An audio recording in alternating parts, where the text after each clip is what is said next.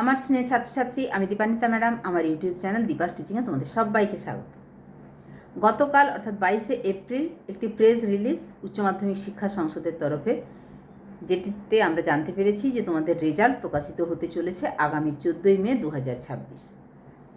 আমরা আগেই জেনেছি যে মাধ্যমিকের রেজাল্ট প্রকাশিত হতে চলেছে 8ই মে 2026। তার ঠিক এক সপ্তাহ 6 দিনের মাথায় প্রকাশিত হতে চলেছে উচ্চ মাধ্যমিকের রেজাল্ট।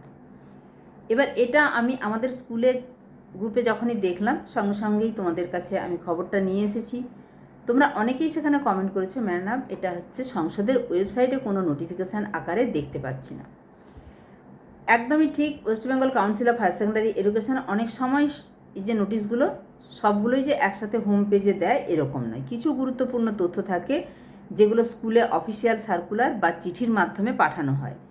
ওয়েবসাইটে আপলোড হতে হয়তো দেরি হতে পারে বা অন্য সেকশানে থাকতে পারে, নোটিশ আকারে বা প্রেস রিলিজ আকারে। তোমরা দেখতেই পাচ্ছ স্ক্রিনে প্রেস রিলিজ হিসাবে তোমাদের এই নোটিশটি এসেছে। কখনো রেজাল্ট সেকশানে আগে থেকে কিছুই থাকে না, শুধুমাত্র রেজাল্টের দিনই লিঙ্ক ওপেন হয়। ফলে এই ব্যাপারে তোমরা একদম কনফার্ম থাকো যে রেজাল্টটা কিন্তু 14ই মে প্রকাশিত হতে চলেছে। 14ই মে সকাল 10:30টায় প্রেস রিলিজ করে বর্তমান যিনি উচ্চ মাধ্যমিক শিক্ষা সংসদের সভাপতি রয়েছেন ডক্টর পার্থ কর্মকার, তিনি সমস্ত ব্যাপারটা জানাবেন। তোমাদের মোট ছাত্রছাত্রী কত পরীক্ষা দিয়েছিলে, তার মধ্যে কত পার্সেন্ট পাস করেছে, সেই পাস পার্সেন্টেজের মধ্যে ছেলেদের কত শতাংশ পাস, মেয়েদের কত শতাংশ পাস, প্রথম 10 জনে কাদের নাম জলজল করছে বা তারা কোন স্কুলের কোন জেলা থেকে, সমস্ত ব্যাপারটা কিন্তু আমরা সকাল 10:30 থেকে জানতে পারবো।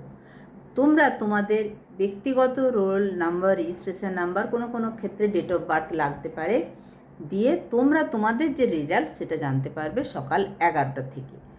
আর মার্কশিটের ব্যাপারটা অবশ্যই জানিয়ে দেবো, কারণ এই নোটিফিকেশানটা যেটা তোমরা দেখতে পাচ্ছ এখানে বলেই দেয়া আছে তোমাদের সংসদের ওয়েবসাইটে ফার্দার নোটিফিকেশানের দিকে নজর রাখতে। ফলে সেখানে তো তোমরা খবর পাবেই এবং সঙ্গে সঙ্গে আমরা স্কুলের হোয়াটসঅ্যাপ গ্রুপে তোমাদেরকে জানিয়েও দেব। কারণ যেদিন মার্কশিট বিতরণ করা হবে সেদিন সকাল থেকেই আমাদেরকে লাইন দিতে হয়। আমাদের যে রিজিওনাল অফিস, লাইন দিয়ে আমরা মার্কশিট তুলি, সেই মার্কশিটের জেরক্স কপি রাখতে হয়, হার্ড কপি অর্থাৎ ওই মার্কসগুলো তুলে রাখতে হয়। এবারে তো মার্কশিটের অনেক কিছু ব্যাপারই তুলে রাখতে হবে, তোমাদের 3rd সেমিস্টারের নম্বর, 4th সেমিস্টারের নম্বর, প্র্যাকটিক্যাল প্রজেক্ট, কারোর যদি সাপ্লি এসে থাকে সেই সাপ্লির নম্বর, এই সমস্ত ব্যাপারটা হার্ড কপি কিন্তু স্কুলে রাখতেই হয়।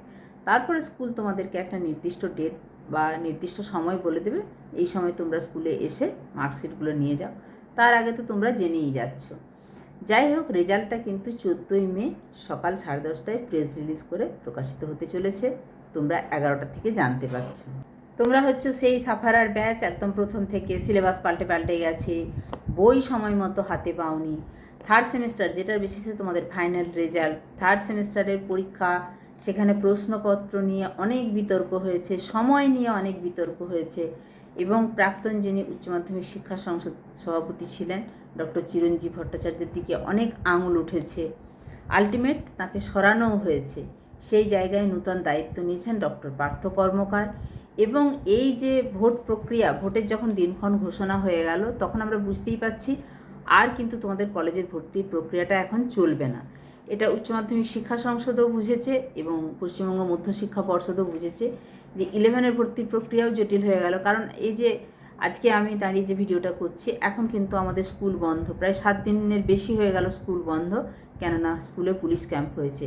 ফলে স্কুলগুলোই যদি শিক্ষক শিক্ষিকাদের বা ছাত্রছাত্রীদের দখলে না থাকে তো সেখানে ভর্তির প্রক্রিয়া চলবে কী করে। তখনই কিন্তু পর্ষদ এবং সংসদ সিদ্ধান্ত নিয়েছে যে রেজাল্টটা যতটা সম্ভব নিট অ্যান্ড ক্লিন করে দেরিতে বেরোক, যখন আবার নতুন করে ক্লাস শুরু হতে পারবে, অর্থাৎ এই ভোটের পর্ব বা ভোটের ঝামেলাগুলো মিটে যাবে, তখনই তাহলে রেজাল্টটা বের করা হোক এবং ছাত্রছাত্রীদের যাতে নম্বর নিয়ে কোনো রকম আর নাজেহাল হতে না হয়, দুর্ভোগ পোহাতে না হয়, পিপিএস পিপিআরের জন্য বোর্ড বা সংসদের অফিসে চক্কর কাটতে না হয়, তাই জন্য কিন্তু সিদ্ধান্ত নিয়েছে যতটা সম্ভব নিট অ্যান্ড ক্লিন করে রেজাল্টটা বের করার। এবং তাই জন্যই এতটা দেরি।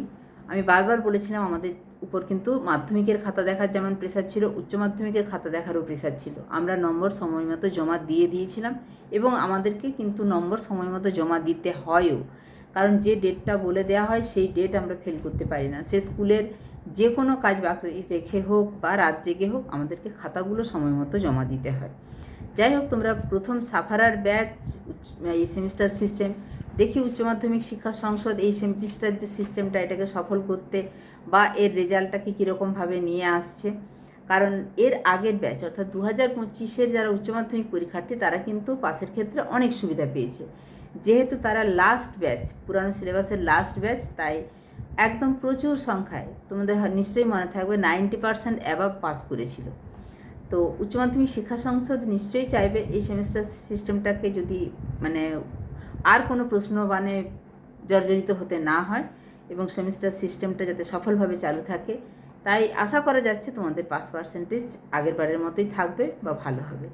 ঠিক আছে, তোমরা কিন্তু কমেন্টে জানিও তোমরা কত নম্বর পেতে চলেছো। যার যার জিওগ্রাফি আছে, যে ভিডিওটা দেখছো, যদি জিওগ্রাফি থেকে থাকে জিওগ্রাফির নম্বর জানাবে, টোটাল কত পেতে চলেছো, কী নিয়ে পড়তে চাও। তো পরবর্তী ক্ষেত্রে আমি আবার তোমাদের কলেজের ভর্তি সংক্রান্ত ভিডিও নিয়ে আসবো, তবে অবশ্যই তোমাদের কমেন্ট দেখে। তাই কমেন্ট করো। সবাই সুস্থ থাকবে, ভালো থাকবে। টাটা।